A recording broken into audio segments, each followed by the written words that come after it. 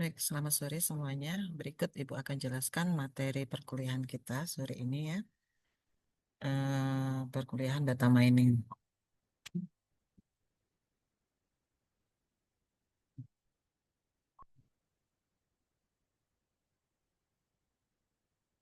Mari ya Ibu share screen dulu.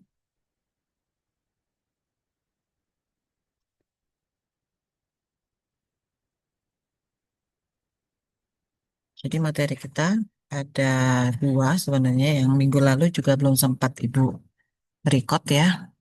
Jadi sekalian di sini Ibu akan jelaskan.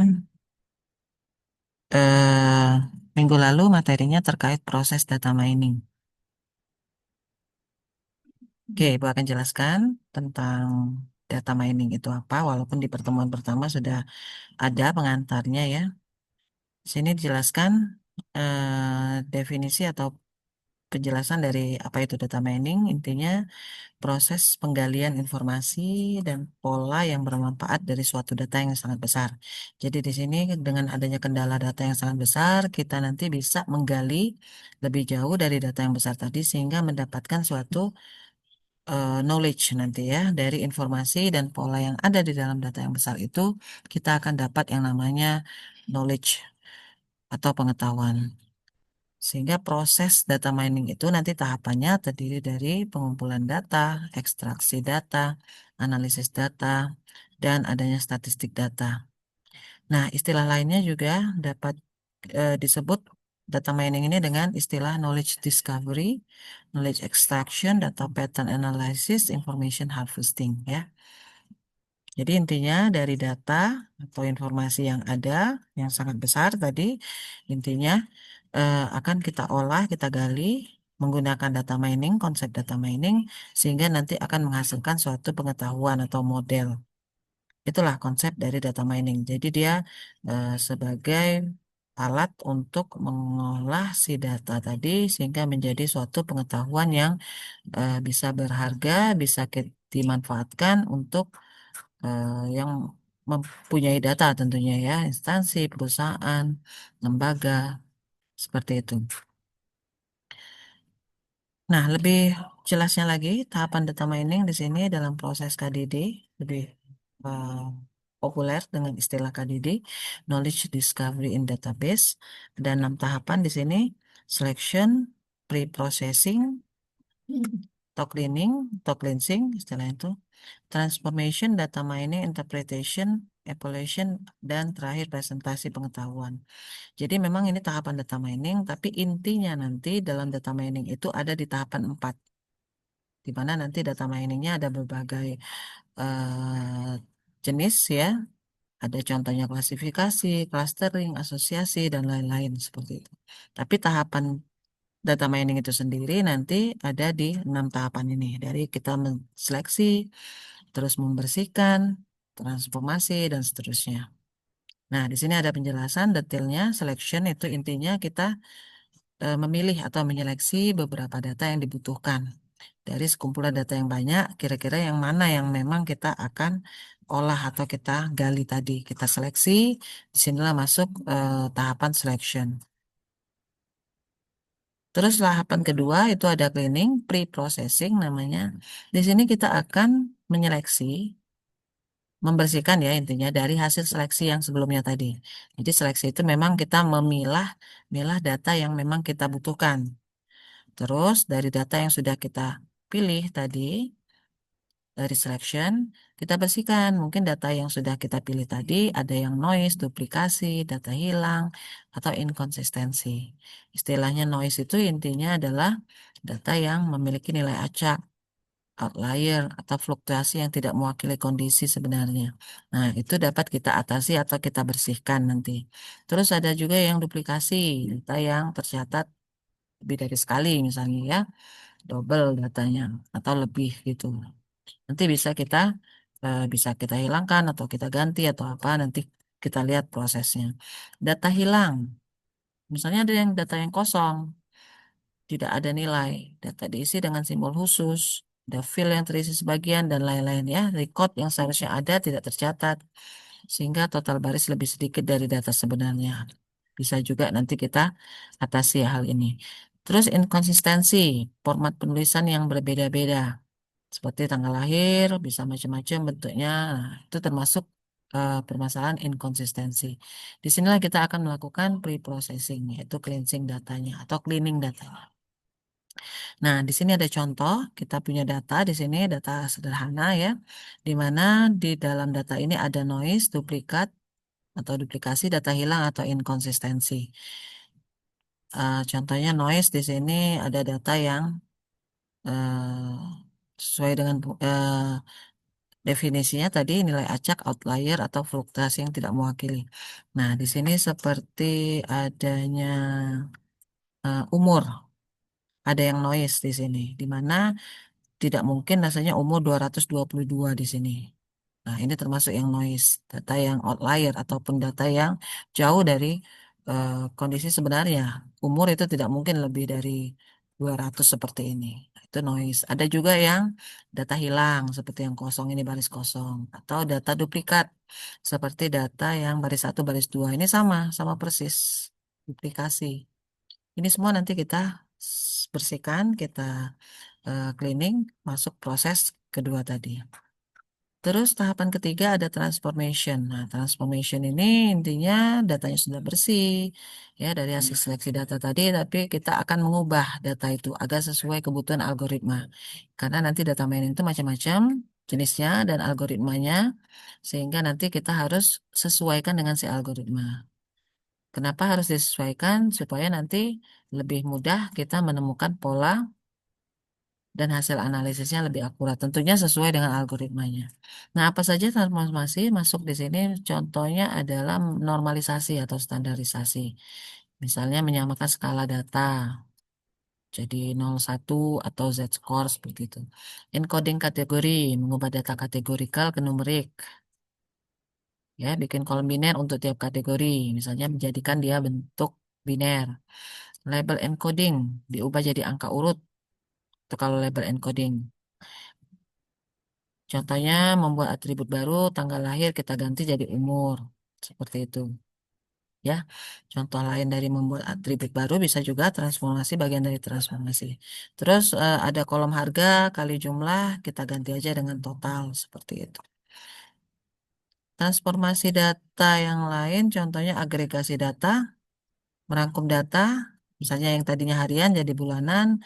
Terus ada juga reduksi dimensi, mengurangi jumlah fitur untuk membuat data lebih sederhana. Itu juga bagian transformasi atau istilah yang terakhir ini diskretisasi, mengubah data numerik jadi kategori.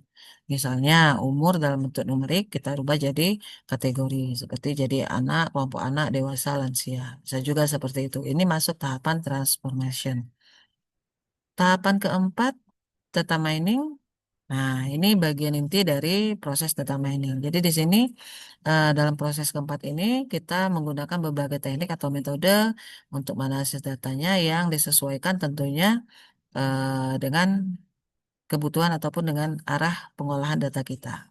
Di sini nanti teknik apa yang kita akan terapkan, tentunya dari berbagai teknik data mining itu ada algoritma kita terapkan sehingga nanti akan diperolehlah suatu pengetahuan penting yang sifatnya ya tersembunyi awalnya di dalam data set atau data yang besar tadi.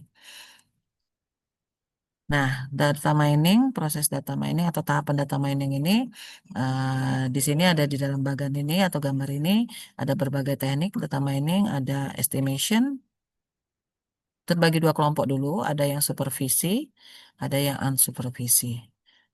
Ya, supervised learning, unsupervised learning.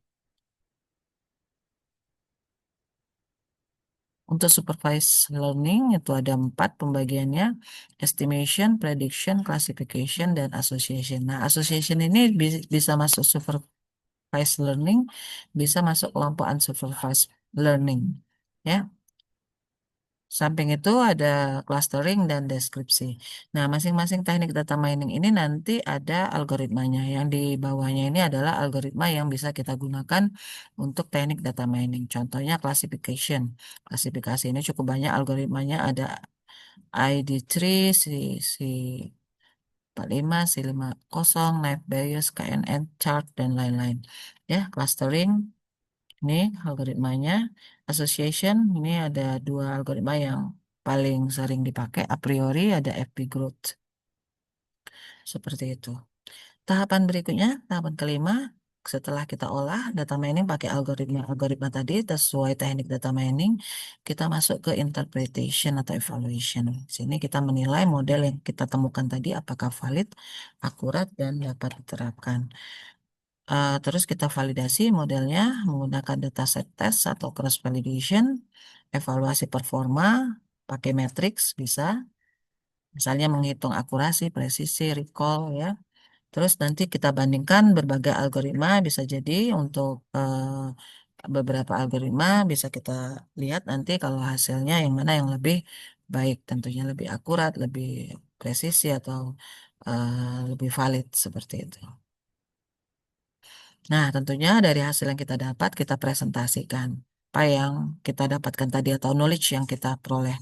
Menyajikan hasil akhir tentunya kepada pengguna atau yang akan menggunakan data tersebut atau memanfaatkan data tadi dalam bentuk yang mudah dipahami, bisa dalam bentuk tabel, grafik, visualisasi. Ya, penyajian informasi ini tentunya kepada pemangku kepentingan atau pengguna non teknis. Misalnya kepada pimpinan, perusahaan, gunanya nanti bermanfaat untuk mengambil keputusan dan lain-lain. Seperti itu. Nah, penerapan model, deployment, ini tadi tahapannya sudah selesai. Di sini ada topik penerapan model atau deployment. Eh, Nanti setelah kita dapat modelnya, tentunya kita akan terapkan dalam dunia nyata. Misal, untuk prediksi, misalnya teknik data mining prediksi. Kita terapkan modelnya nanti untuk memprediksi ataupun mengambil keputusan. Ya, terus nanti bisa kita integrasi hasil ke dalam sistem bisnis atau manajemen seperti itu. Monitoring model selama digunakan untuk memastikan hasil tetap optimal. Jadi bisa kita terapkan model yang sudah kita dapat tadi. Nah, beberapa program atau tools yang bisa kita gunakan untuk memproses ataupun menerapkan si data mining ini ada beberapa nanti kita lihat. Kenapa kita perlu tools data mining? Karena dia melibatkan proses yang kompleks. Ada membersihkan data, mengubah format, jalankan algoritma dengan data yang banyak. Tentunya dengan tools ini akan lebih mudah mempercepat dan mempermudah proses ini, baik untuk eksperimen penelitian maupun implementasi praktisnya. Nah, ini ada beberapa tools data mining yang populer. Ada RapidMiner Studio, ini yang akan kita gunakan di perkuliahan kita. Ya, bisa diinstal nanti, diambil dulu, dia download dulu ya, apa softwarenya ataupun apa RapidMiner-nya nanti ya di web ini. Ada juga selain RapidMiner ada Orange, ya, WK dan juga Python. Nah, kalau Python ini dia basicnya code ya.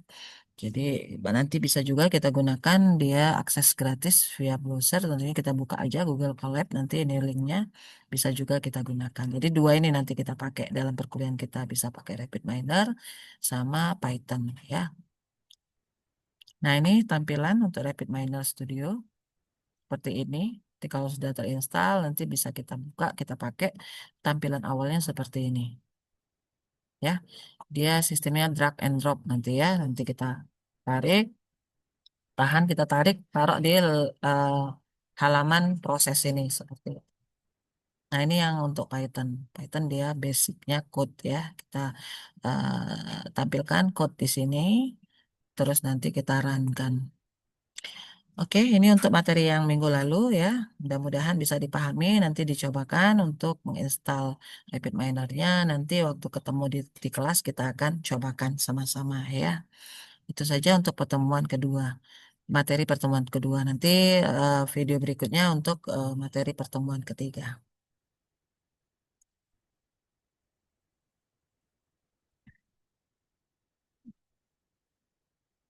Bentar ya. Tutup dulu yang ini.